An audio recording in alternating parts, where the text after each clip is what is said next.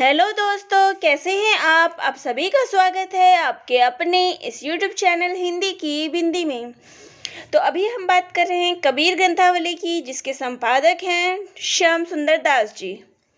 तो अभी जो है हम जो चर्चा कर रहे हैं वो है विरह को अंग। उसके आज 11 से लेके 20 पद की चर्चा करने वाले हैं।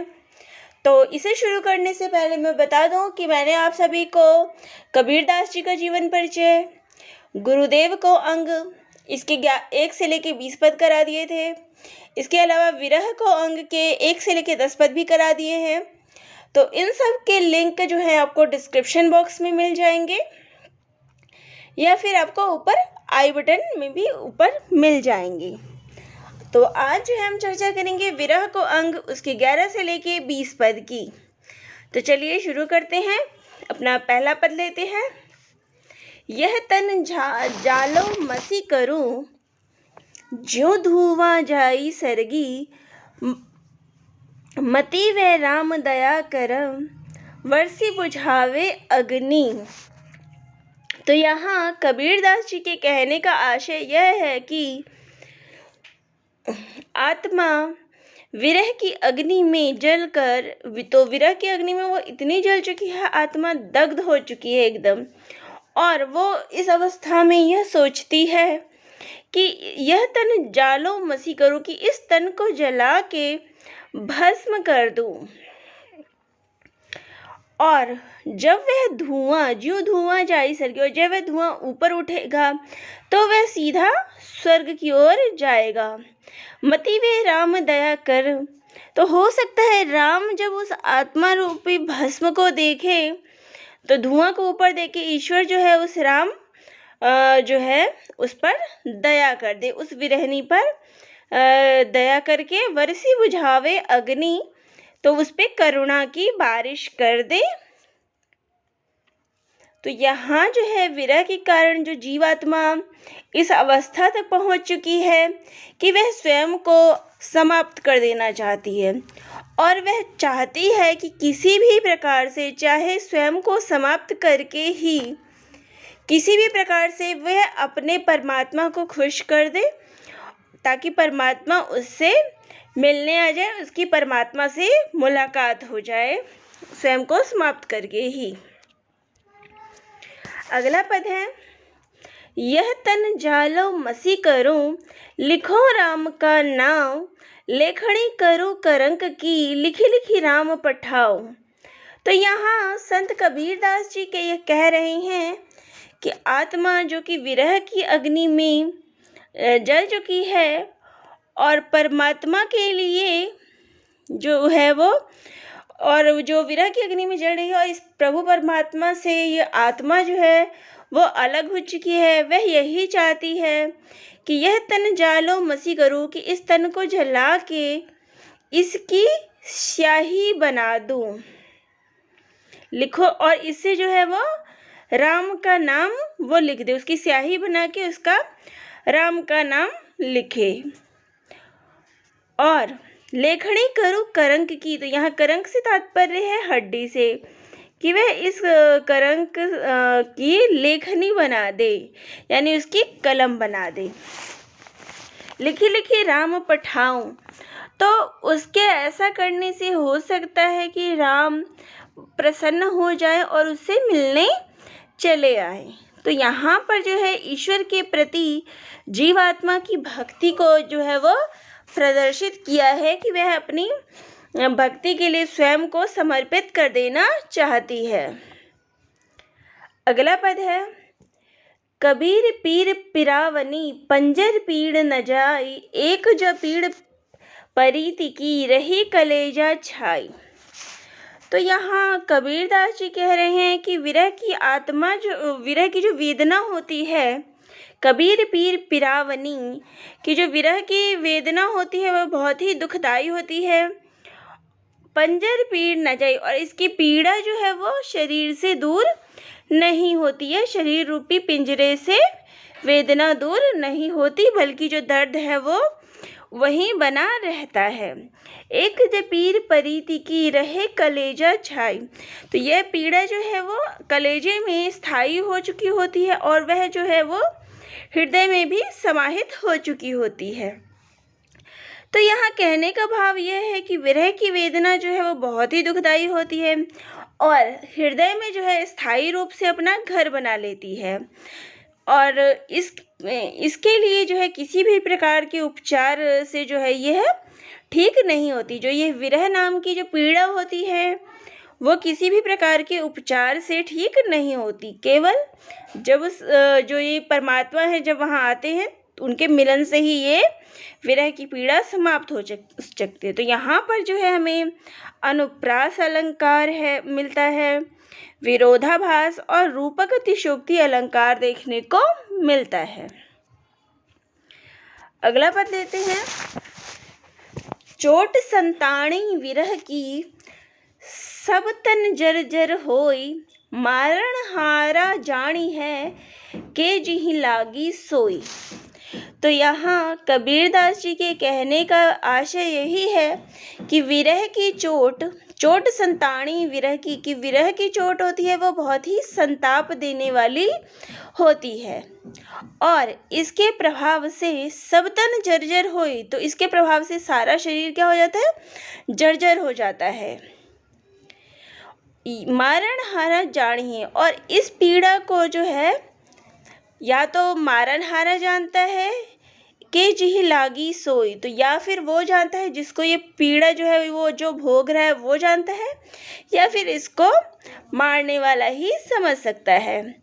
तो यह विरह की ही वेदना है कि जिसके प्रभाव से संपूर्ण शरीर जो होता है वो जर्जर हो चुका होता है। इसका वर्णन करना संभव नहीं हो पाता। तो और इसे केवल वही समझ सकता है जो या तो इस पीड़ा को, यह विरह की जो वेदना होती है उसको स्वयं झेल रहा हो, या वो जिसके लिए झेल रहा हो वो ईश्वर ही इस विरह की वेदना को समझ सकता है। तो प्रेम में विरह का आभास होना भी बहुत आवश्यक है। तो अगला पद लेते हैं। कर कमाण सर साधि करी, खैची जू कर कमाण सर साधि करी, खैची जू मासा माही, भीतरी विद्या सुमार है, जीवे है कि जीवे नाही। तो यहाँ कबीरदास जी ने ये बताया है कि ईश्वर ने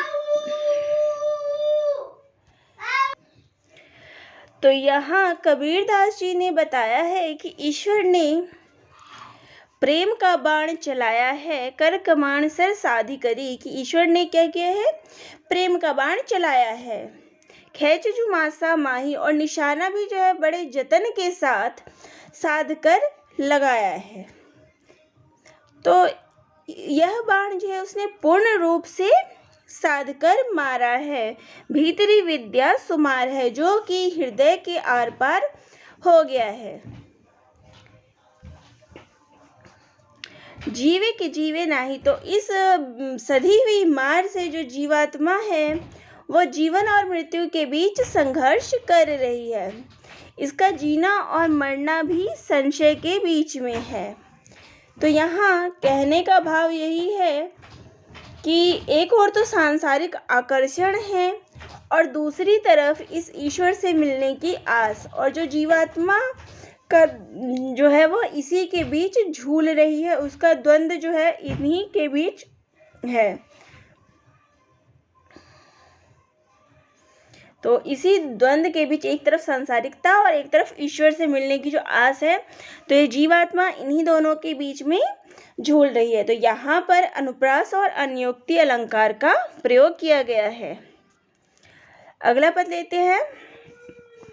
जब ही मारगा खैची करी, तब मैं पाई जान, लागी चोट मरम, की गई कलेजा छाण।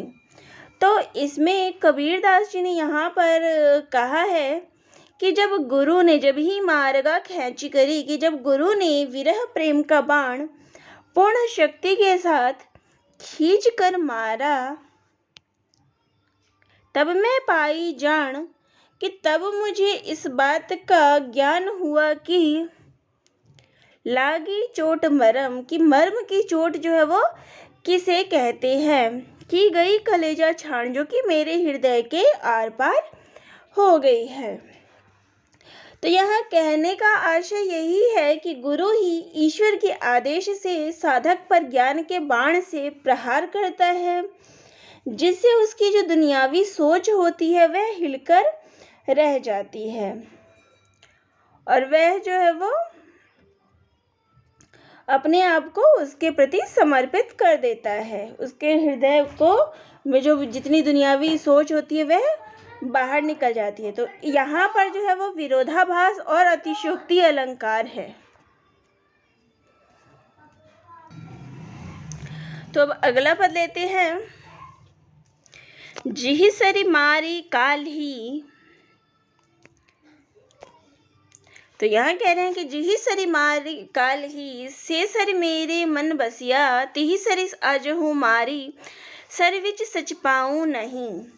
तो इसमें कबीरदास जी ने यहाँ पर बताया है कि जिस विरह के बाण जिहि सरि मारी काली, की जिस विरह के बाण से कल मैं मारी गई थी, से सर मेरे मन बसिया, कि वह कल जिस बाण से गुरु ने मेरे ऊपर चोट किया था, कल मुझे मारा था, वह मेरे हृदय में बस गया है, मेरे मन में बस गया है। तिहि सरि आजहु मारी, और उससे जो है वो मारने से मैं उसी पर आसक्ति हो गई हूँ, समर्पित हो गई हूँ। तिहि सरि आजहु मारी, सरविन सच पाऊँ नहीं। तो उस पे फिर आज जो है उन्होंने फिर मुझे वहाँ पे मारा है और मैं जो है उससे सच पाऊँ नहीं, बच नहीं पा सकती। तो यहाँ कहने का भाव ये है कि ज्ञान के जो बाण से जब साधक के ऊपर, जीवात्मा के ऊपर जो ये ज्ञान रूपी बारिश होती है, तो वह खुद को तन मन से समर्पित कर देता है। तो यहाँ पर जो है वो विरोधाभास अलंकार है, क्योंकि एक तरफ तो बाण की चोट भी उसको पहुंच रही है और दूसरी तरफ वो उसको प्रिय भी लग रहा है। अगला पद है। विरह भुवंगम तन बसे, मंत्र न लागे कोई, राम विभोगी ना जिवे, जिवे तबौरा होई। तो यहाँ कबीरदास जी के कहने का आशय यही है कि विरह का सांप, विरह भुवंगम तन बसे, कि विरह का सांप जो है वो तन में रहता है। मंत्र न लागे कोई, तो जिसके ऊपर उपचार के लिए कोई भी मंत्र जो है वो काम नहीं करता है। राम विभोगी ना जीवे, तो राम का वियोगी जो होता है वो जीवित नहीं रह पाता है।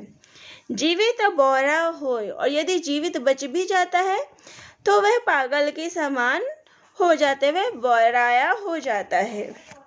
अर्थात जो वियोगी होता है वह भक्त भी होता है, इस संसार के लोगों से जो है वो अलग व्यवहार करता है, क्योंकि वह भगवान में ही, इस ईश्वर में ही रमा रहता है, तो वो लोगों से अलग व्यवहार करता है और इसी कारण जो लोग होते हैं वो उसे पागल समझते हैं, बौराया हुआ समझते हैं।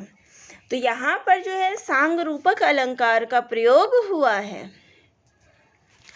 अगला पद है। विरह भुवंगम पैसी करी, किया कलेजे घाव, साधु अंग न मोड़ही, ज्यू भावे तू त्यू खाओ।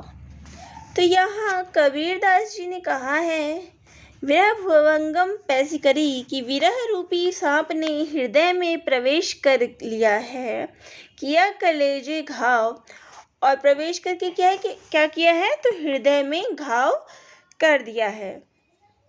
साधु अंग न मोड़ ही, कि साधु जो होते हैं, संत जो होते हैं, वह अपने शरीर को अलग नहीं करते हैं, मोड़ते नहीं हैं।